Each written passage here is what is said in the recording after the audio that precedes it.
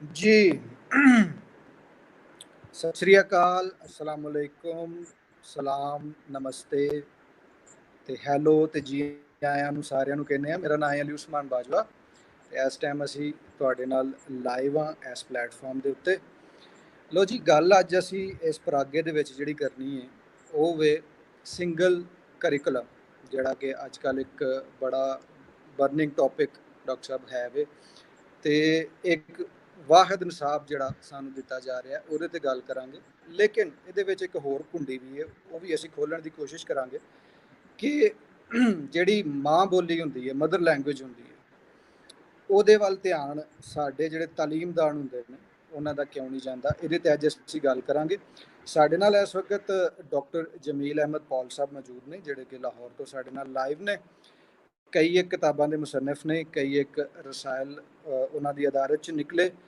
ਬਹੁਤ ਜ਼ਿਆਦਾ ਅਦਬ ਜਿਹੜਾ ਹੈ ਉਹਨਾਂ ਨੇ ਟਰਾਂਸਲੇਟ ਕੀਤਾ ਮੁਖਤਲਿਫ ਜ਼ੁਬਾਨਾਂ ਤੋਂ ਪੰਜਾਬੀ ਦੇ ਵਿੱਚ, ਔਰ ਇੱਕ ਅਦਦ ਸਫ਼ਰਨਾਮਾ ਵੀ ਉਹਨਾਂ ਨੇ ਲਿਖਿਆ ਜਿਹਦਾ ਟਾਈਟਲ ਹੈ ਲੰਦਨ ਲਾਹੌਰ ਵਰਗਾ ਹੈ। ਤੇ ਥੋੜੇ ਜਿਹੇ ਟੈਕਨੀਕਲ ਇਸ਼ੂਜ਼ ਮੇਰੇ ਖਿਆਲ ਹੈ ਥੋੜੇ ਜਿਹੇ ਹੋ ਰਹੇ ਨੇ, ਸ਼ਾਇਦ ਇੰਟਰਨੈਟ ਦਾ ਮਸਲਾ, ਜਿਵੇਂ ਤੁਹਾਨੂੰ ਸਭ ਨੂੰ ਪਤਾ ਹੈ ਕਿ ਮੁਲਕ ਦੇ ਵਿੱਚ ਸ਼ਦੀਦ ਬਾਰਿਸ਼ਾਂ ਨੇ, ਕਰਾਚੀ ਦੇ ਵਿੱਚ ਬਹੁਤ ਸਖਤ ਮੁਸ਼ਕਿਲ ਹਾਲਾਤ ਨੇ। ਇਸੇ ਤਰ੍ਹਾਂ ਬਾਕੀ ਗਿਲਗਿਤ ਹੋ ਜਾਏ ਜਾਂ ਕਸ਼ਮੀਰ ਵਾਲਾ ਪਾਸਾ ਹੋ ਜਾਏ, ਤੇ ਹੁਣ ਪੰਜਾਬ 'ਚ ਵੀ ਇੰਡੀਕੇਸ਼ਨ ਹੈ, ਤੇ ਉਹਦੇ ਕਰਕੇ ਇਸ ਤਰ੍ਹਾਂ ਦੇ ਟੈਕਨੀਕਲ ਇਸ਼ੂਜ਼ ਹੋ ਜਾਂਦੇ ਨੇ। ਤੇ ਤੁਸੀਂ ਸਾਰੇ ਅਗਰ ਸਾਡੇ ਨਾਲ ਕਨੈਕਟ ਹੋ ਰਹੇ ਹੋ ਤੇ ਅਸੀਂ ਅੱਜ ਸਾਡੀ ਜਿਹੜੀ ਟਾਈਮ ਲਾਈਨ ਹੈ ਜਿਹਦੇ ਤੇ ਅਸੀਂ ਗੱਲ ਕਰਨੀ, ਉਹ ਯਕੀਨੀ ਤੌਰ ਤੇ ਮੈਂ ਤੁਹਾਡੇ ਨਾਲ ਸਾਂਝੀ ਕਰ ਦਿੱਤੀ ਹੈ। ਤੁਸੀਂ ਕਮੈਂਟ ਕਰ ਸਕਦੇ ਹੋ, ਤੁਸੀਂ ਆਪਣੇ ਸਵਾਲ ਪੁੱਛ ਸਕਦੇ ਹੋ। ਡਾਕਟਰ ਜਮੀਲ ਅਹਿਮਦ ਪਾਲ ਸਾਹਿਬ ਕੋਲੋਂ ਅਸੀਂ ਪੁੱਛਾਂਗੇ, ਉਹਨਾਂ ਕੋਲ ਜਵਾਬ ਲਵਾਂਗੇ ਕਿ ਕੀ ਸੂਰਤ ਹਾਲ ਹੈ। ਤੇ ਜੀ ਹਾਂ, ਬਿਲਕੁਲ, ਉਹ ਥੋੜੀ ਦੇਰ ਨੂੰ ਸਾਨੂੰ ਜੁਆਇਨ ਕਰ ਲੈਣਗੇ ਦੁਬਾਰਾ, ਥੋੜਾ ਜਿਹਾ ਟੈਕਨੀਕਲ ਇਸ਼ੂ ਹੋ ਗਿਆ।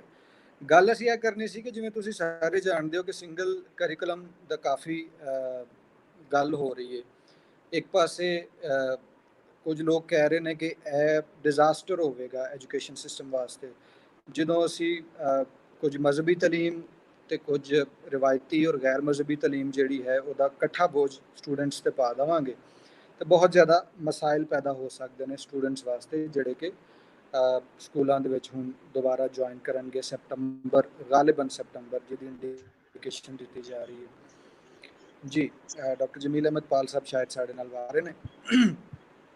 ਜੀ ਡਾਕਟਰ ਸਾਹਿਬ, ਸਟਾਰਟ ਕਰਨੇ ਆ ਜੇ ਤੁਹਾਨੂੰ ਮੇਰੀ ਆਵਾਜ਼ ਆ ਰਹੀ ਹੈ ਤੇ। ਜੀ ਮੈਂ ਥੋੜਾ ਜਿਹਾ ਅਰਜ਼ ਕਰਾਂਗਾ, ਜਿਸ ਤਰ੍ਹਾਂ ਕਿ ਨਵੀਂ ਘੋੜੀ ਨੇ ਦੰਦ ਵਿਖਾਣੇ ਹੁੰਦੇ ਨੇ, ਇਹ ਇੱਕ ਸਾਰੇ ਨਿਸਾਬ ਵਾਲੀ ਗੱਲ ਵੀ ਮੈਨੂੰ ਤਕਰੀਬਨ ਉਹੋ ਜਿਹੀ ਲੱਗਦੀ ਹੈ। ਜੀ ਜੀ ਜੀ ਜੀ 73 ਸਾਲ ਹੋ ਗਏ ਨੇ ਸਾਨੂੰ ਨਵੇਂ ਤਜਰਬੇ ਕਰਦੇ ਆ। ਇਸ ਦੌਰਾਨ ਮਾਰਸ਼ਲ ਦੇ ਦੌਰ ਵੀ ਆਏ, ਜਮਹੂਰੀ ਹੁਕੂਮਤਾਂ ਵੀ ਆਈਆਂ, ਤੇ ਲਗਭਗ ਤਕਰੀਬਨ ਹਰ ਹਕੂਮਤ ਨੇ ਕੋਈ ਨਾ ਕੋਈ ਤਾਲੀਮੀ ਪਾਲਿਸੀ ਦਾ ਨਾਰਾ ਲਾਇਆ, ਤਾਲੀਮੀ ਪਾਲਿਸੀ ਦਿੱਤੀ, ਬਲਕਿ ਬਾਅਦ ਦੌਰ ਦੇ ਵਿੱਚ ਇੱਕ ਤੋਂ ਜ਼ਿਆਦਾ ਤਾਲੀਮੀ ਪਾਲਿਸੀਆਂ ਵੀ ਸਾਹਮਣੇ ਆਈਆਂ। ਅਯੂਬ ਖਾਨ ਦੇ ਜ਼ਮਾਨੇ 'ਚ ਨੂਰ ਖਾਨ ਕਮਿਸ਼ਨ ਬਣਿਆ ਸੀ 1969 ਵਿੱਚ। ਉਸ ਤੋਂ ਬਾਅਦ ਯਾਹਿਆ ਖਾਨ ਆਇਆ, ਉਹਨੂੰ ਫਿਰ ਟਾਈਮ ਥੋੜਾ ਮਿਲਿਆ। ਭੁੱਟੋ ਦੌਰ ਦੇ ਵਿੱਚ ਤਾਲੀਮੀ ਪਾਲਿਸੀ ਆਈ। ਜ਼ਿਆ ਦੌਰ ਦੇ ਵਿੱਚ ਨਾਰਾਬਾਜ਼ੀ ਕੀਤੀ ਗਈ ਕਿ ਜਨਾਬ ਤਾਲੀਮੀ ਪਾਲਿਸੀ। ਜੀ ਜੀ ਜੀ ਅੱਛਾ ਡਾਕਟਰ ਸਾਹਿਬ, ਇਹ ਦੱਸੋ ਕਿ ਤੁਸੀਂ ਜ਼ਾਹਿਰ ਤਾਲੀਮ ਦੇ ਮੇਰਾ ਸ਼ੋਬੇ ਨਾਲ ਖਿਆਲ ਤੁਹਾਡਾ ਲਾਈਨ ਦੀ ਤਾਲੁਕ ਹੈ। ਗੜਬੜ ਥੋੜੀ ਜਿਹੀ। ਜੀ ਜੀ ਤੁਹਾਡਾ ਤਾਲੀਮ ਦੇ ਸ਼ੋਬੇ ਨਾਲ ਤਾਲੁਕ ਹੈ, ਤੁਸੀਂ ਬੱਚਿਆਂ ਨੂੰ ਕਾਲਜ ਦੇ ਵਿੱਚ ਪੜ੍ਹਾਉਂਦੇ ਰਹੇ ਹੋ। ਲਾਈਨ ਦੀ ਮੇਰਾ ਖਿਆਲ ਹੈ ਥੋੜੀ ਜਿਹੀ ਗੜਬੜ ਹੈ, ਤੁਹਾਡੀ ਆਵਾਜ਼ ਮੇਰੀ ਸਮਝ ਨਹੀਂ ਆ ਰਹੀ। ਜੀ ਮੇਰੀ ਆਵਾਜ਼ ਤੁਹਾਨੂੰ ਹੁਣ ਆ ਰਹੀ ਹੈ? ਮੇਰੀ ਆਵਾਜ਼ ਕਲੀਅਰ ਕਿਹਾ ਹੈ? ਜਾ ਸਕਦਾ ਕਿ ਜਿਸ ਤਰ੍ਹਾਂ ਸਾਡੇ ਇੱਥੇ ਹੈ ਨੈਟ ਕਨੈਕਸ਼ਨ। ਜੀ ਜੀ ਜੀ ਬਤੌਰ ਇੱਕ ਉਸਤਾਦ ਅਗਰ ਤੁਸੀਂ ਦੱਸ ਸਕੋ ਸਾਡੇ ਵੇਖਣ ਵਾਲਿਆਂ ਨੂੰ ਕਿ ਕੀ ਮੁਸ਼ਕਿਲਾਂ ਜੀ ਆ ਸਹੀ ਰਹੀ ਸਕਦੀਆਂ, ਕੀ ਮੁਸ਼ਕਿਲਾਤ ਆ ਸਕਦੀਆਂ ਨੇ ਅਗਰ ਅਸੀਂ ਇਹ ਵਾਲਾ ਨਿਸਾਬ ਜੀ ਅਪਲਾਈ ਜਰਾ ਕਰਾਂਗੇ। ਗੱਲ ਕਰੋ। ਜੀ ਜੀ ਮੇਰੀ ਆਵਾਜ਼ ਆ ਰਹੀ ਡਾਕਟਰ ਸਾਹਿਬ? ਜੀ ਹਾਂਜੀ ਆ ਰਹੀ ਹੈ। ਦੇਖੋ ਜੀ, ਇਹ ਨਾਅਰੇਬਾਜ਼ੀ ਤੋਂ ਹਟ ਕੇ ਜੇ ਗੱਲ ਕੀਤੀ ਜਾਏ ਤੇ ਹਕੂਮਤਾਂ ਨੇ ਕੋਈ ਖਾਸ ਕੰਮ ਨਹੀਂ ਕੀਤਾ ਹੈ। ਕਿੰਨੀਆਂ ਸਾਰੀਆਂ ਪਾਲਿਸੀਆਂ ਆਈਆਂ। ਅਯੂਬ ਦੌਰ ਦੇ ਵਿੱਚ ਨੂਰ ਖਾਨ ਕਮਿਸ਼ਨ ਬਣਿਆ ਸੀ 1900। ਜੀ ਜੀ ਇੰਟਰਨੈਟ ਸਾਡਾ ਉਸ ਤਰ੍ਹਾਂ ਸਾਥ ਨਹੀਂ ਦੇ ਰਿਹਾ, ਜਿਵੇਂ ਕਾਫੀ ਜ਼ਿਆਦਾ ਚੀਜ਼ਾਂ ਸਾਡੀਆਂ ਸਾਥ ਨਹੀਂ ਦੇ ਰਹੀਆਂ ਅੱਜ ਕੱਲ੍ਹ ਪਾਕਿਸਤਾਨ ਦੇ ਵਿੱਚ, ਤੇ ਉਹਨੂੰ ਅਸੀਂ ਜਰ ਕੇ ਉਹਨੂੰ ਨਾਲ ਲੈ ਕੇ ਚੱਲਣਾ। ਤੇ ਡਾਕਟਰ ਸਾਹਿਬ, ਜਿਵੇਂ तारीख के बारे दस रहे सन कि मुख्तलिफ हुकूमत आंदियां रही, वो सिविल गवर्नमेंट्स भी आईयां ने और साढ़े को डिक्टेटरशिप्स भी आईयां ने, और वो सारियां जिहड़ियां ने अपना अपना एक तालीमी निज़ाम भी लैके आउंदियां रही ने, और मुख्तलिफ नारेबाजियां भी होंदियां रही ने। गौर अगर असी करिए तो पिछले 70-72 सालों के मुख्तलिफ निज़ाम साढ़े को आए हैं, जिहदे कदी असी अपने बच्चों को अंग्रेजी में तालीम देने की कोशिश की, कदी असां उन्होंने उर्दू में तालीम देने की कोशिश की, कदी असां एनुअल सिस्टम चलाया, कदी असी समैस्टर सिस्टम चलाया, मतलब हर एक तरीका आजमा के वेख लिया, लेकिन सानू जिहड़े रिक्वायर्ड साडा गोल है वो अचीव नहीं हो रहा। मतलब साडे बच्चे किसी इंटरनेशनल कंपीटिशन दे विच जा ही नहीं सकते, वो अपलाई भी करन ते जिहड़ी उन्हां दी बेसिक चीज़ां ने उत्थों तक ही नहीं पहुँच सकते, और अगर पहुँच भी जान तो बहुत थल्ले उन्हां दी रैंकिंग आ जाती है। और वो फिर प्राइवेट स्कूल्स होन, प्राइवेट कॉलेजेस होन, प्राइवेट यूनिवर्सिटीज़ होन या गवर्नमेंट होन। फिर दूजे पासे साढ़े कोल मदारिस का एक निज़ाम भी मौजूद है, और ਉਹਦੇ ਵਿੱਚ भी ज़ाहिर है बहुत ज़्यादा पाकिस्तानी बच्चे मजहबी तलीम भी लै रहे हैं। जी डॉक्टर साहब, मेरी आवाज़ तो इस वक्त आ रही है? जी आ रही है, जी आ रही है। जी, बतौर एक उस्ताद तुसी अगर दसो, अगर अपलाई कर देने, अगर मान लेने हुकूमत की गल कि असी अपलाई कर दईए, ਇਹਦੇ ਨਾਲ ਨਤੀਜਾ ਕੀ ਨਿਕਲੇਗਾ? ਪੋਜ਼ਿਟਿਵਸ ਕੀ ਨੇ, ਨੈਗੇਟਿਵਸ ਕੀ ਨੇ ਇਹਦੇ ਵਿੱਚ? पॉजिटिव तो कोई होंदा नजर नहीं आ रहा। देखो जी, एक सारी तालीम तो मुन नहीं समझदा, एक तजरीजी दा तसव्वुर है। बच्चे जिन्ने क्लास 50 बच्चे तो 50 शख्सियात होंदियां ने, ਉਹਦੇ ਚ कुछ इंतहा पसंद ने, कुछ इतदाल पसंद ने, कुछ जज्बाती ने, कुछ बड़े ठंडे मिजाज दे ने। एक उस्ताद ने सारिਆਂ ਨੂੰ डील करना ਹੁੰਦਾ। चलो क्लास ਵਿੱਚ ਅਸੀਂ ਕਰ ਲੈਂਦੇ ਹਾਂ, ਕਿਉਂਕਿ ਉਹ ਸਾਡੇ ਤੋਂ ਥੋੜੇ ਜੇ ज़हनी तौर ਤੇ ਅਸੀਂ ਉਹਨਾਂ ਤੋਂ ਥੋੜੇ ਸੁਪੀਰੀਅਰ ਹੁੰਦੇ ਹਾਂ। एक कौम के बारे इको निज़ाम तालीम जिथे वन सवनिया कौमां ने, पंजाबी ने, सिंधी ने, बलोची ने, पठान ने, होर छोटिया कौमां भी हैं ने, फिर वन सवने मजहब ने। मुसलमान ठीक है ज्यादा ने, पर हिंदुओं भी बड़ी वड्डी अक्सरीयत है, ईसाई ने, थोड़े जे सिख भी हैं ने। सो इन्हां सारियां वास्ते एक सारा निज़ाम तालीम मैनूं नहीं समझ आती कि हुकूमत की करना चाहती है, ते ना जिहड़ा यकसा निज़ाम तालीम का नारा लाया जा रहा है, ਇਹਦੇ ਨਤਾਇਜ ਕੀ ਨੇ? ਸਾਰਿਆਂ ਨੂੰ ਇੱਕੋ ਰਸੀਫਾਈ नहीं दी जा सकती ना, ਸਾਰਿਆਂ ਨੂੰ ਇੱਕੋ ਨਿਜ਼ਾਮ ਤਾਲੀਮ ਰਾਹੀਂ ਚਲਾਇਆ ਵੀ नहीं जा सकता। ਕਿਸੇ ਨੇ ਸਾਇੰਸਦਾਨ ਬਣਨਾ ਹੁੰਦਾ ਹੈ, ਕਿਸੇ ਨੇ ਇੰਜੀਨੀਅਰ ਬਣਨਾ ਹੁੰਦਾ ਹੈ, ਕਿਸੇ ਨੇ ਡਾਕਟਰ ਬਣਨਾ ਹੁੰਦਾ ਹੈ, ਤੇ ਅਸੀਂ ਇਹ ਕਰ ਸਕਨੇ ਆ ਕਿ ਬੁਨਿਆਦਾਂ ਚੁੱਕ ਅਸੀਂ ਕਹਿੰਦੇ ਆ, ਦਾਵਾ ਕਰਨੇ ਆ ਜੀ ਨਜ਼ਰੀਆਤੀ ਮੁਲਕ, ਨਜ਼ਰੀਏ ਦੇ ਤਹਿਤ ਅਸੀਂ ਵਜੂਦ ਵਿੱਚ ਆਏ। ਨਜ਼ਰੀਏ ਤਹਿਤ ਦੋ ਹੀ ਮੁਲਕ ਵਜੂਦ ਵਿੱਚ ਆਏ ਨੇ, ਤੁਹਾਨੂੰ ਪਤਾ ਹੈ। ਸੋ ਨਜ਼ਰੀਆ ਜਿਹੜਾ ਤਾਲੀਮ ਤੇ ਜਦੋਂ ਮੁਸਲਤ ਕੀਤਾ ਜਾਂਦਾ ਹੈ, ਤੇ ਫਿਰ ਤਾਲੀਮ ਨਹੀਂ ਰਹਿੰਦੀ, ਨਜ਼ਰੀਆ ਰਹਿ ਜਾਂਦਾ। ਤੁਸੀਂ ਵੇਖੋ ਕਿ ਅੱਜ ਸਾਡੇ ਮੁਆਸ਼ਰੇ ਦੇ ਵਿੱਚ ਰੋਜ਼ ਇੱਕ ਅੱਧੀ ਖਬਰ ਆਉਂਦੀ ਹੈ, 10ਵੀਂ ਮੁਹਰਮ ਗੁਜ਼ਰੀ ਹੈ, ਮਸਾਂ ਹੁਕਮਰਾਨਾਂ ਨੇ ਵੀ ਸੁੱਖ ਦਾ ਸਾਹ ਲਿਆ ਕਿ ਕੋਈ ਕਤਲੋ ਗਾਰਤ ਨਹੀਂ ਹੋਈ, ਕੋਈ ਕਰਫਿਊ ਨਹੀਂ ਲਾਣਾ ਪਿਆ, ਕੋਈ ਬਦਮਾਸ਼ੀ ਨਹੀਂ ਹੋਈ, ਕੋਈ ਧਮਾਕਾ ਨਹੀਂ ਹੋਇਆ। ਹਰ ਸਾਲ ਸਾਡਾ ਇਹੋ ਹੀ ਅੰਦਾਜ਼ ਹੁੰਦਾ ਹੈ, 10ਵੀਂ ਮੁਹਰਮ ਚੜ੍ਹਦਾ ਹੈ ਤੇ ਸਾਹ ਸੁੱਕ ਜਾਂਦੇ ਨੇ ਹੁਕਮਰਾਨਾਂ ਦੇ ਵੀ, ਆਵਾਮ ਦੇ ਵੀ, ਕਿ ਸਾਡੇ ਨਾਲ ਪਤਾ ਨਹੀਂ ਕੀ ਹੋਣਾ, ਰਾਹ ਜਾਂਦਿਆਂ ਧਮਾਕਾ ਹੋ ਗਿਆ ਤੇ ਕਿੱਥੇ ਜਾਵਾਂਗੇ। ਸੋ ਜਦੋਂ 10ਵੀਂ ਮੁਹਰਮ ਗੁਜ਼ਰਦੀ ਹੈ ਤਾਂ ਸਾਰੇ ਸੁੱਖ ਦਾ ਸਾਹ ਲੈਂਦੇ ਨੇ ਕਿ 10ਵੀਂ ਮੁਹਰਮ। ਇਹ ਕਿਉਂ ਹੈ ਇਸ ਤਰ੍ਹਾਂ? ਕਿਉਂਕਿ ਯਕਸਾਂ ਨਿਜ਼ਾਮ ਤਾਲੀਮ ਦੇ ਪਿਛਲੇ ਜਿਹੜੇ ਹੈ ਸਨ ਜਨਰਲ ਜ਼ਿਆ ਦੇ ਦੌਰ ਵਿੱਚ, ਉਹਦਾ ਫਲ ਅਸੀਂ ਖਾ ਰਹੇ। ਦੋ ਇਸਲਾਮੀਆਤ ਪੜ੍ਹਾਈਆਂ ਗਈਆਂ ਤੇ ਇੱਕ ਕਿਤਾਬ ਦੇ ਵਿੱਚ ਮੈਨੂੰ ਨਹੀਂ ਸਮਝ ਆਉਂਦੀ ਕਿ ਇੱਕੋ ਇਸਲਾਮੀਆਤ ਤੁਸੀਂ 400 ਸਫ਼ੇ ਦੀ ਕਰ ਦਿਓ, ਉਹਦੇ 'ਚ ਕੀ ਹਰਜ? ਸਹੀ ਸਹੀ ਜੀ ਡਾਕਟਰ ਸਾਹਿਬ, ਇਹ ਵੀ ਦੱਸਣਾ ਜੇ ਮੇਰੀ ਆਵਾਜ਼ ਤੁਹਾਡੇ ਤੱਕ ਪਹੁੰਚ ਰਹੀ ਹੈ ਕਿ ਨਿਜ਼ਾਮ ਮੁਲਕ ਦਾ ਜੀ ਜੀ ਡਾਕਟਰ ਤਾਲੀਮ ਜਿਹੜੀ ਹੈ ਹਰ ਇੱਕ ਵਾਸਤੇ ਹੋਣੀ ਚਾਹੀਦੀ ਹੈ, ਸਸਤੀ ਹੋਣੀ ਚਾਹੀਦੀ ਹੈ, ਮਾਇਆਰੀ ਹੋਣੀ ਚਾਹੀਦੀ ਹੈ। ਪਰ ਜਦੋਂ ਤੁਸੀਂ ਤਾਲੀਮ ਦੇ ਵਿੱਚ ਨਜ਼ਰੀਆ ਤੁੰਨ ਦਿੰਦੇ ਹੋ ਤੇ ਫਿਰ ਤਾਲੀਮ ਦਾ ਨਾ ਮਾਇਆਰ ਰਹਿੰਦਾ, ਨਾ ਤਾਲੀਮ ਦਾ ਕੋਈ ਫਾਇਦਾ ਰਹਿੰਦਾ। ਸਾਡੇ ਇੱਥੇ ਸਾਰਿਆਂ ਨੂੰ ਮੁਤਾਲਿਆ ਪਾਕਿਸਤਾਨ ਪੜ੍ਹਾਇਆ ਜਾਂਦਾ, ਸਾਰਿਆਂ ਨੂੰ ਐਫਏ ਤੱਕ ਉਰਦੂ, ਨਾਨਸੈਂਸ ਹੈ ਨਾ। ਜਦੋਂ ਪਾਕਿਸਤਾਨ ਬਣਿਆ ਤੇ ਮੈਟ੍ਰਿਕ ਵੀ ਨਹੀਂ, ਮਿਡਲ ਸਤਹ ਤੱਕ ਜ਼ਬਾਨ ਲਾਜ਼ਮੀ ਪੜ੍ਹਾਈ ਜਾਂਦੀ ਸੀ, ਬੱਚਿਆਂ ਨੂੰ ਪੜ੍ਹਨਾ ਲਿਖਣਾ ਸਿਖਾਣਾ ਨਾ। ਉਸ जी मेरे को इस टाइम थोड़ा कनैक्शन शायद चला गया है और ऑडियंस को भी चला गया होगा। तो जिमें डॉक्टर साहब दस रहे सन कि दो इस्लामियात भी माजी में पढ़ाई गई ने, ਉਹਦੇ ਨਾਲ ਕੀ ਹੁੰਦਾ ਹੈ ਕਿ ਛੋਟਾ ਜਿਹਾ ਬੱਚਾ ਹੁੰਦਾ, ਉਹਦਾ ਕੱਚਾ ਜਿਹਾ ਜ਼ਹਿਨ ਹੁੰਦਾ ਹੈ, ਮਾਸੂਮ ਜ਼ਹਿਨ ਹੁੰਦਾ ਹੈ। ਉਹਨੂੰ ਜਦੋਂ ਬੱਚੇ ਨੂੰ ਚਾਰਜ ਤੁਸੀਂ ਦੇਵੋਗੇ ਔਰ ਉਹਨੂੰ ਆਖੋਗੇ ਕਿ ਤੂੰ ਕਿਹੜੀ ਇਸਲਾਮੀਅਤ ਪੜ੍ਹਨੀ ਹੈ, ਕਿਹੜੇ ਸੈਕਟ ਦੀ, ਕਿਹੜੇ ਫਿਰਕੇ ਦੀ, ਤੇ ਉੱਥੇ ਕੁਝ ਕੰਪਲਿਕੇਸ਼ਨਸ ਪੈਦਾ ਸ਼ੁਰੂ ਹੋ ਜਾਂਦੀਆਂ। ਜੀ ਜੀ ਜੀ ਜੀ ਜੀ ਡਾਕਟਰ ਸਾਹਿਬ ਮੇਰੀ ਆਵਾਜ਼ ਆ ਰਹੀ ਤੁਹਾਨੂੰ? ਮੈਂ ਕਹਿ ਰਿਹਾ ਸੀ ਕਿ ਜਦੋਂ ਤੁਸੀਂ ਸਾਰਿਆਂ ਨੂੰ ਇੱਕੋ ਨਜ਼ਰੀਏ ਦੀ ਰੱਸੀ ਨਾਲ ਫਾਂਸੀ ਲਾਣਾ ਚਾਹੁੰਦੇ ਹੋ ਨਾ ਤੇ ਫਿਰ ਤਬਾਹੀ ਆਉਂਦੀ ਹੈ। ਅੱਜ ਸਾਡੇ ਜਿਹੜੇ ਰੋਜ਼ ਕਤਲ ਹੋ ਰਹੇ ਨੇ, ਅਦਾਲਤਾਂ ਦੇ ਵਿੱਚ ਕਤਲ ਕਰ ਦਿੱਤੇ ਜਾਂਦੇ ਨੇ ਬੰਦੇ, ਸਿਰਫ ਇਸ ਵਾਸਤੇ ਕਿ ਉਹ ਜਿਹੜਾ ਕਤਲ ਕਰਨ ਵਾਲੇ ਮਜ਼ਹਬੀ ਜਨੂਨੀਆਂ ਨੂੰ ਯਕੀਨ ਦਵਾ ਦਿੱਤਾ ਜਾਂਦਾ ਕਿ ਫਲਾਣਾ ਕਾਫਰ ਹੈ, ਉਹਨੂੰ ਮਾਰ ਦਿਓ, ਮਾਰੇਗਾ ਤੇ ਤੁਹਾਨੂੰ ਜੰਨਤ ਮਿਲੇਗੀ। ਨਤੀਜਾ ਹੈ ਕਿ ਕੰਮ ਰੋਜ਼ ਹੋ ਰਹੇ ਨੇ। ਵਜ੍ਹਾ ਕੀ ਹੈ ਕਿ ਨਿਜ਼ਾਮ ਤਾਲੀਮ ਦੇ ਵਿੱਚ ਅਸੀਂ ਬੁਨਿਆਦ ਰੱਖ ਦਿੱਤੀ ਹੈ ਇੰਤਹਾ ਪਸੰਦੀ। ਜਨਰਲ ਜ਼ਿਆ ਦੇ ਦੌਰ ਤੋਂ ਪਹਿਲਾਂ ਕਮ ਸੇ ਕਮ ਜਿਹੜੀ ਮੇਰੀ ਨਸਲ ਹੈ ਉਹਨੇ ਸਾਰਾ ਕੁਝ ਪੜ੍ਹਿਆ। ਮੈਂ ਆਪਸ਼ਨਲ ਮਰਜ਼ੀ ਦੇ ਨਾਲ ਇਸਲਾਮੀਆਤ ਪੜ੍ਹੀ ਹੈ, BA ਤੱਕ ਮੈਂ ਇਸਲਾਮੀਆਤ ਪੜ੍ਹੀ, ਮੈਨੂੰ ਕਿਸੇ ਨੇ ਜ਼ਬਰਦਸਤੀ ਨਹੀਂ ਸਿੱਖਿਆ।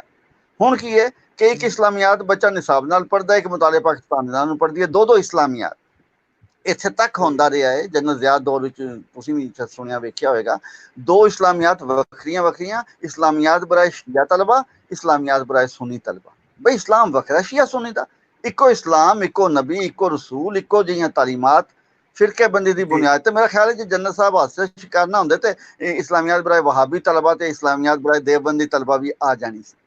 ਹੁਣ ਉਹਦੇ ਨਾਲ ਕਿ ਫਰਕ ਮਹਿਸੂਸ ਹੁੰਦਾ ਜੀ, ਮੈਂ ਫਲਾਂ ਹਾਂ ਤੇ ਇਹ ਫਲਾਂ ਹੈ ਤੇ ਇਹ ਕਾਫਰ ਹੈ, ਇਹ ਹੱਥ ਜੋੜ ਫੜ ਕੇ ਨਮਾਜ਼ ਪੜ੍ਹਦਾ ਹੈ, ਸੀਨੇ ਤੇ ਬਣ ਕੇ ਪੜ੍ਹਦਾ ਹੈ, ਨਾਫਤੇ ਬਣ ਕੇ ਪੜ੍ਹਦਾ ਹੈ, ਇਹ ਛੱਡ ਕੇ ਪੜ੍ਹਦਾ ਹੈ, ਤੇ ਜਿਹੜਾ ਮੇਰਾ ਤਰੀਕਾ ਹੈ ਉਸ ਦੇ ਖਿਲਾਫ ਜਿਹੜਾ ਵੀ ਜਾਂਦਾ ਉਹ ਸਾਰਾ ਵਾਜਬੁਲ ਕਤਲ ਨਹੀਂ, ਕਿਉਂਕਿ ਉਹ ਕਾਫਰ ਹੈ। ਹੁਣ ਜਿਹੜਾ ਕੰਮ ਹੋ ਰਿਹਾ ਹੈ, ਇਮਰਾਨ ਖਾਨ ਸਾਹਿਬ ਤਸ਼ਰੀਫ ਲਿਆਏ ਨੇ ਤੇ ਨਾ ਨਿਜ਼ਾਮ ਤਾਲੀਮ ਵਿੱਚ ਹਰ ਥਾਂ ਨਾ ਤਬਦੀਲੀ ਦਾ ਨਾਰਾ ਲਾਇਆ, ਤੇ ਹਰ ਥਾਂ ਤਬਦੀਲੀ ਜ਼ਰੂਰੀ ਨਹੀਂ ਹੁੰਦੀ, ਬਾਅਦ ਥਾਂ ਰਵਾਇਤ ਵੀ ਚਲਦੀਆਂ। ਤਾਲੀਮ ਵਿੱਚ ਵੇਖੋ ਯਕੀਨਨ ਇਸਲਾਹ ਦੀ ਜ਼ਰੂਰਤ ਹੈ, ਪਰ ਇਸਲਾਹ ਉਸ ਅੰਦਾਜ਼ ਦੀ ਨਹੀਂ ਜਿਹੜੀ ਕੀਤੀ ਜਾ ਰਹੀ ਹੈ ਇੱਕ ਸਾਰੀ ਤਾਲੀਮ ਦੀ। ਇੱਕ ਦੋਸਤ ਨੇ ਬੜਾ ਦਿਲਚਸਪ ਤਬਸਰਾ ਕੀਤਾ, ਉਹਨੇ ਕਿਹਾ ਕਿ ਇਹਨਾਂ ਦਾ ਜਿਹੜਾ ਮਕਸਦ ਹੈ ਉਹ ਇਹ ਹੈ ਕਿ ਜਿਹੜੇ ਮਦਰਸੇ ਨੇ ਉਹਨਾਂ ਦੀ ਤਾਲੀਮ ਨੂੰ ਬਾਕੀ ਲੋਕਾਂ ਵਾਸਤੇ ਵੀ ਆਮ ਕਰ ਦਿੱਤਾ ਜਾਏ, ਜੋ ਮਦਰਸਿਆਂ ਦਾ ਨਿਸਾਬ ਹੈ ਉਹ ਸਰਕਾਰੀ ਸਕੂਲਾਂ ਵਿੱਚ ਵੀ ਲੈ ਆਂਦਾ ਜਾਏ। ਅੱਛਾ, ਦੂਸਰਾ ਯਕਸਾਰ ਤਾਲੀਮ ਦਾ ਜਿਹੜਾ ਇਹਨਾਂ ਦਾ ਨਾਰਾ ਹੈ, ਇਹ ਕਹਿ ਚੁੱਕੇ ਨੇ ਕਿ O ਲੈਵਲ ਤੇ A ਲੈਵਲ ਖਤਮ ਨਹੀਂ ਕਰ ਰਹੇ। ਜਦ ਉਹ ਨਹੀਂ ਖਤਮ ਕਰ ਰਹੇ ਤੇ ਫਿਰ ਤੇ ਇੱਕ ਸਾਰੀ ਤਾਲੀਮ ਨਹੀਂ ਰਹਿੰਦੀ ਨਾ, 2 ਲੈਵਲ ਤੇ ਕਮ ਅਜ਼ ਕਮ ਬਣ ਗਏ। ਅੱਗੇ ਮਦਾਰਸ ਦਾ ਵੱਖਰਾ, ਸਿੰਧ ਵਿੱਚ ਇੱਕ ਚੌਥਾ ਨਿਜ਼ਾਮ ਤਾਲੀਮ ਵੀ ਹੈ ਸਿੰਧੀ ਮੀਡੀਅਮ ਦਾ, ਇੱਕ ਉਰਦੂ ਮੀਡੀਅਮ ਹੈ, ਇੱਕ ਅੰਗਰੇਜ਼ੀ ਮੀਡੀਅਮ ਹੈ। ਅੱਛਾ, ਪਿੱਛੇ ਸ਼ਹਬਾਜ਼ ਸ਼ਰੀਫ ਦੌਰ ਦੇ ਚੋਂ ਕਿਹਾ ਜੀ ਸਾਰੇ ਹੀ ਉਰਦੂ ਮੀਡੀਅਮ ਖਤਮ ਕਰਕੇ ਅੰਗਰੇਜ਼ੀ ਮੀਡੀਅਮ ਕਰ ਦਿਓ, ਕਿਉਂਕਿ ਸਰਕਾਰੀ ਸਕੂਲ ਜਿਹੜੇ ਨੇ ਉਰਦੂ ਮੀਡੀਅਮ ਨੇ, ਲੋਕ ਨਹੀਂ ਪੜ੍ਹਨਾ ਚਾਹੁੰਦੇ ਉਰਦੂ ਮੀਡੀਅਮ, ਲੋਕ ਬੱਚਿਆਂ ਨੂੰ ਅੰਗਰੇਜ਼ੀ ਸਕੂਲ ਵਿੱਚ ਦਾਖਲ ਕਰਨਾ ਚਾਹੁੰਦੇ ਨੇ। ਅੰਗਰੇਜ਼ੀ ਸਕੂਲਾਂ ਦਾ ਸਮਝਿਆ ਜਾਂਦਾ ਹੈ ਕਿ ਉੱਥੇ ਬੱਚੇ ਦੀ ਅੰਗਰੇਜ਼ੀ ਚੰਗੀ ਹੋਵੇਗੀ, ਉਹਨੂੰ ਨੌਕਰੀ ਚੰਗੀ ਮਿਲੇਗੀ, ਉਹ ਮੁਸਤਕਬਲ ਵਿੱਚ ਅੱਛੀ ਜਗ੍ਹਾ ਜਾਏਗਾ, ਉਹਦੀ ਅੰਗਰੇਜ਼ੀ ਹਾਈ ਹੋਵੇਗੀ, ਅੰਗਰੇਜ਼ੀ ਕਾਮਯਾਬੀ ਦੀ ਕੁੰਜੀ ਹੈ। ਸ਼ਹਬਾਜ਼ ਸ਼ਰੀਫ ਨੇ ਕਿਹਾ ਸਾਰੇ ਅੰਗਰੇਜ਼ੀ ਮੀਡੀਅਮ ਕਰਨ, ਨਤੀਜਾ ਹੈ ਕਿ ਸਰਕਾਰੀ ਸਕੂਲਾਂ ਦਾ ਡਰਾਪ ਆਊਟ ਘਟ ਗਿਆ, ਲੋਕ ਖੁਸ਼ੀ ਆਪਣੇ ਬੱਚਿਆਂ ਨੂੰ ਸਰਕਾਰੀ ਸਕੂਲਾਂ 'ਚ ਭੇਜਣ ਲੱਗ ਪਏ ਕਿ ਅੰਗਰੇਜ਼ੀ ਮੀਡੀਅਮ। ਮੌਜੂਦਾ ਹੁਕੂਮਤ ਨੇ ਆ ਕੇ ਅਕਲਮੰਦੀ ਕੀਤੀ, ਆਪਣੇ ਵੱਲੋਂ ਸਸਤੀ ਸ਼ੋਹਰਤ ਲੈਣ ਲਈ, ਨੰਬਰ ਬਣਾ ਲਈ ਕਿ ਜੀ ਅਸੀਂ ਉਰਦੂ ਮੀਡੀਅਮ ਫੇਰ ਤੋਂ ਰਾਇਜ ਕਰ ਰਹੇ ਹਾਂ। ਨਤੀਜਾ ਹੈ ਕਿ ਜਿਹੜੇ ਲੋਕ ਸਰਕਾਰੀ ਸਕੂਲਾਂ 'ਚ ਜਾ ਸਕਦੇ ਸਨ, ਜਾਣਾ ਚਾਹੁੰਦੇ ਸਨ, ਉਹ ਫੇਰ ਬਾਗੀ ਹੋ ਗਏ ਕਿ ਅਸੀਂ ਤਾਂ ਨਹੀਂ ਉਰਦੂ ਮੀਡੀਅਮ ਪੜ੍ਹਦੇ। ਬਈ ਇੱਕ ਬੰਦਾ ਨਹੀਂ ਪੜ੍ਹਨਾ ਚਾਹੁੰਦਾ ਤੇ ਉਹਨੂੰ ਤੁਸੀਂ ਨਾ ਪੜ੍ਹਾਓ, ਆਪਸ਼ਨ ਹੋਵੇ, ਮਰਜ਼ੀ ਹੋਵੇ, ਪੜ੍ਹਨਾ ਚਾਹੀਦਾ ਪੜ੍ਹੇ। ਇਸੇ ਤਰ੍ਹਾਂ ਮੁਤਾਲਿਆ ਇਸਲਾਮੀਆਤ, ਮੈਂ ਅਰਜ਼ ਕੀਤੀ ਹੈ ਕਿ ਮੈਂ BA ਤੱਕ ਪੜ੍ਹੀ ਹੈ, ਮੈਨੂੰ ਕਿਸੇ ਨੇ ਕੋਈ ਨਹੀਂ ਸੀ ਕਿਹਾ ਕਿ ਜ਼ਰੂਰ ਪੜ੍ਹ ਤੂੰ, ਨਾ ਹੀ ਮੇਰਾ ਕੋਈ ਸਵਾਬ ਦਾ ਮਸਲਾ ਸੀ, ਮੈਂ ਇਸਲਾਮ ਦਾ ਇਲਮ ਹਾਸਲ ਕਰਨਾ ਚਾਹੁੰਦਾ ਸੀ, ਮੈਂ ਪੜ੍ਹੀ। ਇਹ ਚੀਜ਼ ਜੇ ਬਾਕੀਆਂ ਲਈ ਵੀ ਕਰ ਦਿਓ ਤਾਂ ਯਕੀਨਨ ਲੋਕਾਂ 'ਚ ਕਮੀ ਨਹੀਂ ਆਵੇਗੀ, ਲੋਕ ਇਸਲਾਮ ਨਾਲ ਮੁਹੱਬਤ ਵੀ ਕਰਦੇ ਨੇ, ਪੜ੍ਹਨਾ ਵੀ ਚਾਹੁੰਦੇ ਨੇ, ਪੜ੍ਹਨਗੇ ਵੀ। ਪਰ ਜਦੋਂ ਤੁਸੀਂ ਜਬਰਨ ਪੜ੍ਹਾਉਂਦੇ ਹੋ ਕੋਈ ਵੀ ਚੀਜ਼, ਬੱਚੇ ਪੜ੍ਹਨ ਵਾਲੇ ਬਾਗੀ ਹੋ ਜਾਂਦੇ ਨੇ। ਉਹ ਨੰਬਰ ਲੈਣੇ ਤੁਸੀਂ, ਮੈਂ ਕਾਲਜ ਵਿੱਚ ਰਿਹਾ ਤੇ ਸਾਡੇ ਕਾਲਜ ਦੇ ਵਿੱਚ ਜਿਹੜੇ ਸਭ ਤੋਂ ਜ਼ਿਆਦਾ ਫੇਲ ਹੋਣ ਵਾਲੇ ਹੁੰਦੇ ਸਨ ਉਹ ਅੰਗਰੇਜ਼ੀ 'ਚ ਹੁੰਦੇ ਸਨ, ਦੂਸਰੇ ਨੰਬਰ ਤੇ ਸਾਰੇ ਮੁਤਾਲਿਆ ਪਾਕਿਸਤਾਨ ਦੇ 'ਚ ਹੁੰਦੇ ਸਨ। ਕਿਉਂ? ਕਿਉਂਕਿ ਜ਼ਬਰਦਸਤੀ ਠੋਕੀਆਂ ਗਈਆਂ ਚੀਜ਼ਾਂ ਨੇ, ਉਹ ਬੱਚੇ ਜਿਹੜੇ ਨੇ ਉਹ ਰੱਟਾ ਮਾਰਦੇ ਨੇ, ਉਹ ਰੱਟਾ ਉਹਨਾਂ ਨੂੰ ਕਮਰੇ ਇਮਤਿਹਾਨ ਤੱਕ ਜਾਂਦੇ ਭੁੱਲ ਜਾਂਦਾ ਹੈ, ਪੁੱਠਾ ਸਿੱਧਾ ਲਿਖ ਆਉਂਦੇ ਨੇ, ਫੇਲ ਹੋ ਜਾਂਦੇ ਨੇ। ਸੋ ਇਹ ਜਿਹੜਾ ਯਕਸਾ ਤਾਲੀਮ ਦਾ ਨਾਰਾ ਹੈ, ਸਿਰਫ ਨਾਰਾ ਹੈ, ਇਸ ਤਰ੍ਹਾਂ ਨਹੀਂ ਹੋ ਸਕਦਾ ਨਾ। ਜੇ ਮੁਲਕ ਦੇ ਵਿੱਚ ਤੁਸੀਂ ਤਬਕਾਤ ਖਤਮ ਨਹੀਂ ਕਰ ਸਕਦੇ, ਨਹੀਂ ਕੀਤੇ, ਤੇ ਫਿਰ ਤਾਲੀਮ ਦੇ ਵਿੱਚ ਤਬਕਾਤ ਵੀ ਮੌਜੂਦ ਰਹਿਣਗੇ। ਇਹ ਕਦੇ ਨਹੀਂ ਹੋ ਸਕਦਾ ਕਿ ਐਚੀਸੋਨੀਅਨ ਬੱਚਾ ਜਿਹੜਾ ਹੈ ਉਹ ਟਾਟੀਅਨ ਬੱਚੇ ਦੇ ਬਰਾਬਰ ਹੋਵੇ ਨਾ। ਦੋਵਾਂ 'ਚ ਫਰਕ ਹੈ, ਦੋਵਾਂ ਦਾ ਲੈਵਲ ਦਾ ਫਰਕ ਹੈ, ਦੋਵਾਂ ਦੀ ਜ਼ਨੀਅਤ ਦਾ ਫਰਕ ਹੈ, ਦੋਵਾਂ ਦੀ ਤਾਲੀਮ ਦਾ ਫਰਕ ਹੈ। ਜਿਹੜਾ O ਲੈਵਲ A ਲੈਵਲ ਪੜ੍ਹਨ ਵਾਲਾ ਉਹਦਾ ਮਿਜ਼ਾਜ ਹੋਰ ਹੋਵੇਗਾ, ਉਹਦਾ ਜ਼ਹਿਨ ਹੋਰ ਹੋਵੇਗਾ, ਸਰਕਾਰੀ ਸਕੂਲ ਵਾਲੇ ਦਾ ਮਿਜ਼ਾਜ ਹੋਰ ਹੋਵੇਗਾ, ਮਹੱਲੇ ਦੇ ਜਿਹੜੇ ਅੰਗਰੇਜ਼ੀ ਮੀਡੀਅਮ ਸਕੂਲ ਨੇ ਉਹਦੇ ਬੱਚੇ ਦਾ ਮਿਜ਼ਾਜ ਬਿਲਕੁਲ ਹੋਰ ਹੋਵੇਗਾ। ਸੋ ਇਹ ਤਬਕਾਤੀ ਜਿਹੜਾ ਨਿਜ਼ਾਮ ਤਾਲੀਮ ਹੈ ਜੀ, ਇਹਦੀਆਂ ਖਾਮੀਆਂ ਹੈ ਨੇ, ਪਰ ਇਹਨਾਂ ਨੂੰ ਖਾਮੀਆਂ ਨੂੰ ਦੂਰ ਕਰਨਾ ਚਾਹੀਦਾ ਜੀ। ਅੱਛਾ ਡਾਕਟਰ ਸਾਹਿਬ, ਇੱਕ ਸਵਾਲ ਇੱਥੇ ਆ ਬਣਦਾ ਕਿ ਜਦੋਂ ਮਾਫੀ ਚਾਹੁੰਦਾ, ਤੁਹਾਡੀ ਆਵਾਜ਼ ਮੇਰੇ ਤੱਕ ਨਹੀਂ ਆ ਰਹੀ ਜੀ। ਮੇਰੀ ਆਵਾਜ਼ ਆ ਰਹੀ ਹੈ ਤੁਹਾਡੇ ਤੱਕ ਡਾਕਟਰ ਸਾਹਿਬ? ਮੇਰੀ ਆਵਾਜ਼ ਆ ਰਹੀ ਹੈ? ਮੇਰੀ ਆਵਾਜ਼ ਆ ਰਹੀ? ਸਵਾਲ ਜ਼ਰਾ ਦੁਹਰਾਓਗੇ ਤੁਸੀਂ? ਜੀ, ਮੇਰਾ ਸਵਾਲ ਹੈ ਵੇ ਕਿ ਜਦੋਂ ਕਰਿਕੂਲਮ ਬਣਾਇਆ ਜਾਂਦਾ, ਸਿਲੇਬਸ ਬਣਾਇਆ ਜਾਂਦਾ, ਖੁਸੂਸਨ ਪੰਜਾਬ ਦੇ ਵਿੱਚ, ਤੇ ਅਸੀਂ ਵੇਖਨੇ ਆ ਕਿ ਯੂਨਾਈਟਿਡ ਨੇਸ਼ਨਸ ਔਰ ਯੂਨੈਸਕੋ ਦੱਸਦਾ ਹੈ ਕਿ ਇੱਕ ਛੋਟਾ ਬੱਚਾ ਜਿਹੜਾ ਹੈ ਉਹ ਆਪਣੀ ਮਾਦਰੀ ਜ਼ੁਬਾਨ, ਮਾਂ ਬੋਲੀ ਜਾਂ ਮਦਰ ਲੈਂਗੁਏਜ ਦੇ ਵਿੱਚ ਤਾਲੀਮ ਬਿਹਤਰ ਤਰੀਕੇ ਨਾਲ ਹਾਸਿਲ ਕਰ ਸਕਦਾ। ਮੇਰਾ ਖਿਆਲ ਹੈ ਸਾਡਾ ਕਨੈਕਸ਼ਨ ਚਲਾ ਗਿਆ ਔਰ ਮੇਰੀ ਆਵਾਜ਼ ਵੀ ਡਾਕਟਰ ਸਾਹਿਬ ਤੱਕ ਨਹੀਂ ਪਹੁੰਚ ਰਹੀ ਸੀ। ਲੇਕਿਨ ਸਵਾਲ ਇੱਥੇ ਖੜਾ ਹੁੰਦਾ ਹੈ ਕਿ ਜਦੋਂ ਸਾਡੇ ਕਰਿਕੂਲਮ ਬਣਾਉਣ ਵਾਲੇ ਲੋਕ ਜਿਹੜੇ ਨੇ, ਪਾਲਿਸੀ ਮੇਕਰਸ ਨੇ ਜਾਂ ਤਾਲੀਮਦਾਨ ਨੇ, ਉਹ ਜਦੋਂ ਕੋਈ ਵੀ ਕਰਿਕੂਲਮ ਸੈੱਟ ਕਰਦੇ ਨੇ ਪਾਕਿਸਤਾਨ ਦੇ ਬੱਚਿਆਂ ਵਾਸਤੇ ਔਰ ਮੁਖਤਲਿਫ ਸੂਬੇ ਦੇ ਬੱਚਿਆਂ ਵਾਸਤੇ, ਤੇ ਉਹ ਇਹਨਾਂ ਖਤੂਤ ਦੇ ਉੱਤੇ ਕਿਉਂ ਨਹੀਂ ਸੋਚਦੇ ਜਿਹੜਾ ਕਿ ਦੁਨੀਆ ਦੇ ਵਿੱਚ ਲਾਗੂ ਹੈ, ਜਿਹੜਾ ਕਿ ਕਾਮਯਾਬ ਹੈ ਹਾਲੇ ਤੱਕ।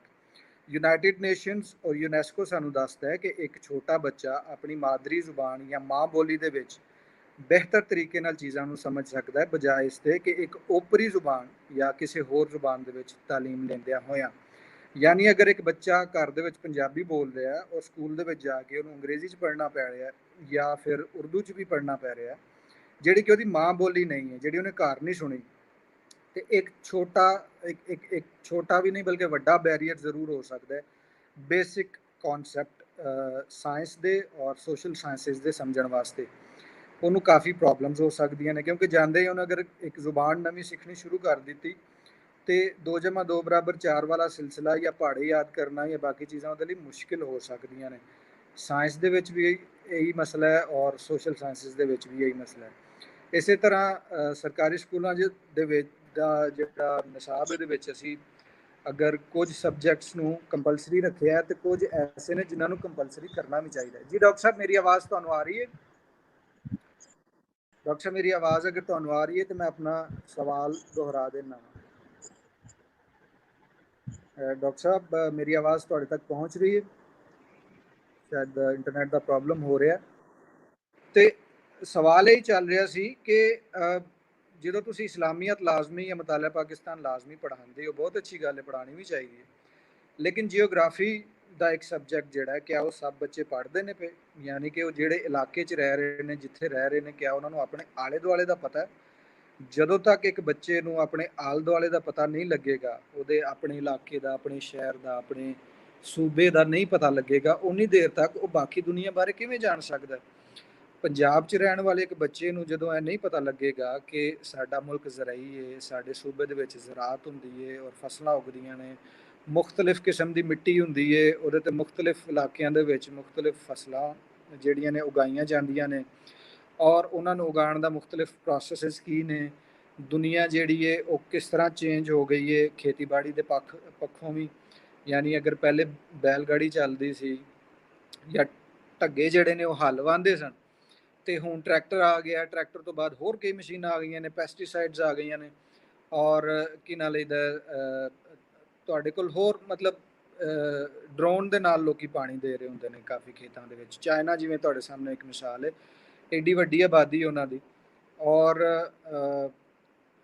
ਕੀ ਨਾਲ ਇਹਦਾ ਉਹਨਾਂ ਨੂੰ ਖਾਣ ਪੀਣ ਦਾ ਇਸ਼ੂ ਹੋ ਸਕਦਾ ਸੀ, ਲੇਕਿਨ ਉਹਨਾਂ ਨੇ ਸਾਰੇ ਆਪਣੇ ਜਿਹੜੇ ਵਸਨੀਕ ਨੇ ਉਹਨਾਂ ਦਾ ਢਿੱਡ ਪਾਲਿਆ। ਲੇਕਿਨ ਉਹ ਕਿਸ ਤਰ੍ਹਾਂ ਪਾਲਿਆ ਉਹਨੂੰ ਜਾਣਨ ਦੀ ਲੋੜ ਹੈ।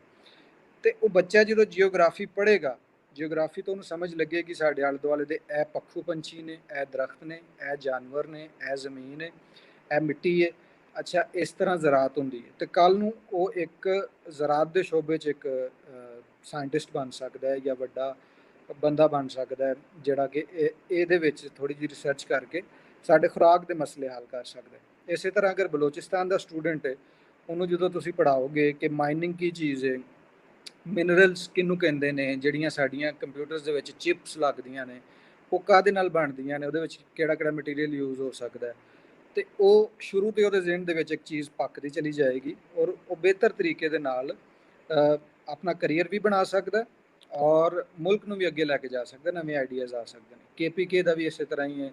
ਸਿੰਧ ਦੇ ਵਿੱਚ ਅਗਰ ਅਸੀਂ ਪਰਟੀਕੂਲਰਲੀ ਕਰਾਚੀ ਦੀ ਗੱਲ ਕਰੀਏ ਤੇ ਸ਼ਿਪਿੰਗ ਕਿਹਨੂੰ ਕਹਿੰਦੇ ਨੇ, ਪੋਰਟਸ ਕੀ ਹੁੰਦੀਆਂ ਨੇ, ਫਿਸ਼ਰੀ ਦਾ ਕੀ ਨਿਜ਼ਾਮ ਹੈ, ਔਰ ਅੰਦਰੂਨ ਸਿੰਧ ਦੇ ਵਿੱਚ ਅਗਰ ਸਹਿਰਾ ਵੇ, ਪਾਣੀ ਸਾਫ਼ ਨਹੀਂ ਮਿਲ ਰਿਹਾ ਲੋਕਾਂ ਨੂੰ, ਤੇ ਉਹਦਾ ਕੀ ਤਰੀਕਾਕਾਰ ਹੈ ਦੁਨੀਆ ਵਿੱਚ ਜਿੰਨੇ ਵੀ ਸਹਿਰਾ ਨੇ ਉੱਥੋਂ ਦੇ ਲੋਕ ਪਾਣੀ ਵਾਸਤੇ ਕੀ ਕਰਦੇ ਨੇ, ਬੋਰਿੰਗ ਤੋਂ ਇਲਾਵਾ ਕੀ ਤਰੀਕਾਕਾਰ ਹੈ ਪਾਣੀ ਇਕੱਠਾ ਕਰਨ ਦਾ ਔਰ ਉੱਥੋਂ ਤੱਕ ਪਹੁੰਚਾਉਣ ਦਾ ਜਾਂ ਖੇਤੀਬਾੜੀ ਕਰਨ ਦਾ।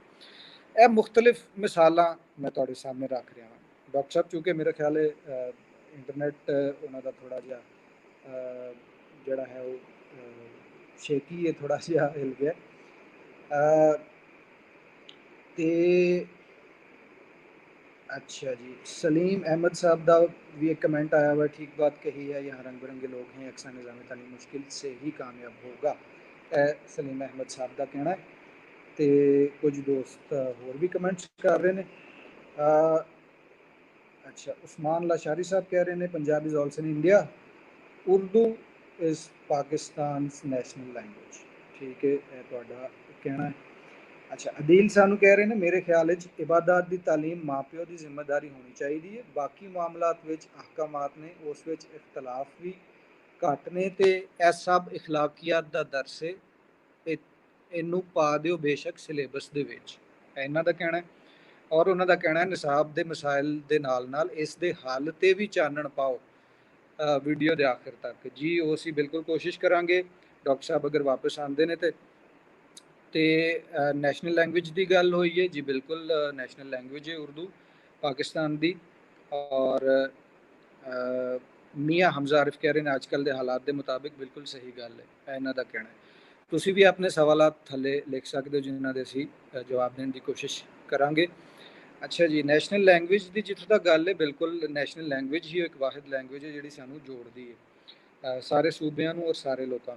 लेकिन जो असी निज़ामे तालीम की गल करने वो सानू वेखना पेगा कि किहड़ी चीज़ अप्रोप्रीएट है और किहड़ी चीज़ अप्रोप्रीएट नहीं हो पा रही फिलहाल।